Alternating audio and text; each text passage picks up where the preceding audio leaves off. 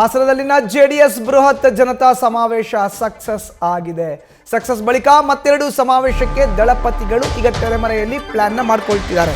ಯಾವಾಗ ಹಾಸನದಲ್ಲಿ ಮಾಡಿದಂಥ ದಳಪತಿಗಳ ಸಮಾವೇಶ ಸಕ್ಸಸ್ ಆಯಿತು, ಜನತಾ ಸಮಾವೇಶ, ಈಗ ಅದೇ ರೀತಿಯ ಸಮಾವೇಶವನ್ನು ರಾಜ್ಯದ ಇನ್ನೆರಡು ಭಾಗದಲ್ಲಿ ಮಾಡೋದು. ಇದು ದಳಪತಿಗಳ ಪ್ಲಾನ್. ಒಂದು ಉತ್ತರ ಕರ್ನಾಟಕ, ಮತ್ತೊಂದು ರಾಜ್ಯದ ರಾಜಧಾನಿ ನಗರ ಬೆಂಗಳೂರಿನಲ್ಲಿ ಸಮಾವೇಶಗಳಿಗೆ ಸಿದ್ಧತೆಯನ್ನು ಮಾಡಿಕೊಳ್ಳಲಾಗ್ತಾ ಇದೆ. ಫೆಬ್ರವರಿಯಲ್ಲಿ ವಿಜಯಪುರ, ಮಾರ್ಚ್ನಲ್ಲಿ ರಾಜಧಾನಿ ಬೆಂಗಳೂರು, ಈ ಎರಡೂ ಕಡೆ ಮಾಡ್ಕೋಬೇಕು ಸಮಾವೇಶ ಅನ್ನೋ ಒಂದು ಸಿದ್ಧತೆಯನ್ನು ದಳಪತಿಗಳು ಮಾಡ್ತಾ ಇದ್ದಾರೆ. ಬೆಳ್ಳಿ ಹಬ್ಬ ಸಂಭ್ರಮದ ಹೆಸರಲ್ಲಿ ಲೋಕಲ್ ಎಲೆಕ್ಷನ್ನ ಮೇಲೆ ಚಿತ್ತವನ್ನು ಹಾರಿಸಿದ್ದಾರೆ ಜೆಡಿಎಸ್. ಹೆಚ್ಚಿನ ಮಾಹಿತಿ ನೀಡ್ತಾರೆ ನಮ್ಮ ಪ್ರತಿನಿಧಿ ಮಂಜುನಾಥ್. ನೇರ ಸಂಪರ್ಕಕ್ಕೆ ಜಾಯ್ನ್ ಆಗಿದ್ದಾರೆ. ಮಂಜುನಾಥ್, ಹಾಸನದಲ್ಲಿ ಸಮಾವೇಶ ಸಕ್ಸಸ್ ಆಯಿತು, ಈಗ ರಾಜ್ಯದ ಇನ್ನೆರಡು ಭಾಗದಲ್ಲಿ ಸಮಾವೇಶಕ್ಕೆ ಸಿದ್ಧತೆಯ ಬಗ್ಗೆ ಮಾಹಿತಿಯನ್ನು ಹಂಚಿಕೊಳ್ಳೋದಾದ್ರೆ.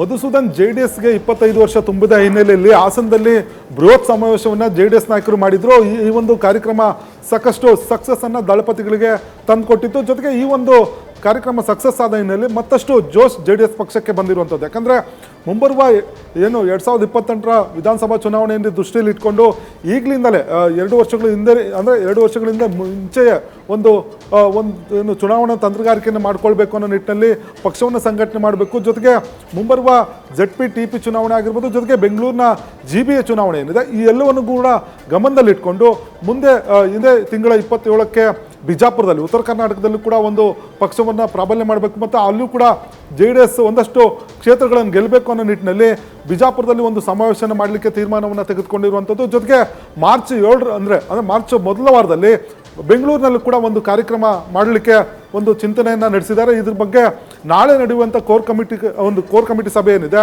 ಕೃಷ್ಣಾರೆಡ್ಡಿಯವರ ನೇತೃತ್ವದಲ್ಲಿ ನಡೆಯುತ್ತೆ. ಈ ಒಂದು ಸಭೆಯಲ್ಲಿ ಯಾವ ರೀತಿ ಕಾರ್ಯಕ್ರಮವನ್ನು ಮಾಡಬೇಕು ಏನು ಅನ್ನೋದ್ರ ಬಗ್ಗೆ ರೂಪುರೇಷೆಗಳನ್ನು ತಯಾರು ಮಾಡ್ತಾರೆ.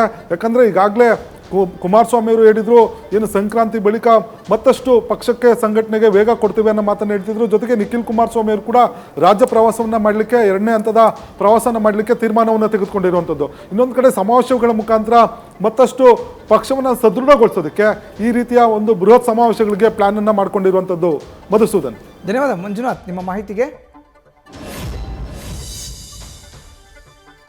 ಇನ್ನು ಯಾವಾಗ ಹಾಸನದಲ್ಲಿ ಸಮಾವೇಶ ಭರ್ಜರಿ ಸಕ್ಸಸ್ನ ಕಾಣ್ತೋ, ಈಗ ರಾಜ್ಯದ 2 ಭಾಗಗಳಲ್ಲಿ ಸಮಾವೇಶ ಮಾಡೋದು. ಈಗಾಗಲೇ ನಮ್ಮ ಪ್ರತಿನಿಧಿ ಉಲ್ಲೇಖ ಮಾಡ್ತಾ ಇದ್ರು, ಒಂದು ಕಡೆ ಉತ್ತರ ಕರ್ನಾಟಕ ಭಾಗವನ್ನು ಮೈಂಡ್ನಲ್ಲಿ ಇಟ್ಕೊಂಡು, ಗಮನದಲ್ಲಿ ಇಟ್ಕೊಂಡು ಅಲ್ಲಿ JDS ಬಲವರ್ಧನೆಯನ್ನು ಮಾಡೋದು, ಅಥವಾ ಅಲ್ಲಿ ಒಂದು ಸಮಾವೇಶವನ್ನು ಮಾಡೋದ್ರ ಮೂಲಕ ಪಕ್ಷಕ್ಕೆ ಸಂಘಟನೆಗೆ ವೇಗವನ್ನು ಕೊಡೋದು. ಮತ್ತೊಂದು ಕಡೆ ಬೆಂಗಳೂರಿನಲ್ಲಿ ಕಾರಣ ಏನು, ಸದ್ಯದಲ್ಲೇ ಘೋಷಣೆ ಆಗೋ ಅಂತ ಗ್ರೇಟರ್ ಬೆಂಗಳೂರು ಅಥಾರಿಟಿ ಚುನಾವಣೆಯನ್ನು ಗಮನದಲ್ಲಿ ಇಟ್ಕೊಂಡು 5 ಮಹಾನಗರ ಪಾಲಿಕೆಗಳು ಏನು ವಿಂಗಡಣೆ ಆಗಿದೆ, ಆ ಚುನಾವಣೆಗೆ ಸಿದ್ಧತೆಯನ್ನು ಮಾಡ್ಕೊಳ್ಳುವಂಥ ನಿಟ್ಟಿನಲ್ಲಿ ದಳಪತಿಗಳು ಪ್ಲಾನ್ನ ಮಾಡ್ಕೊಳ್ತಿದ್ದಾರೆ.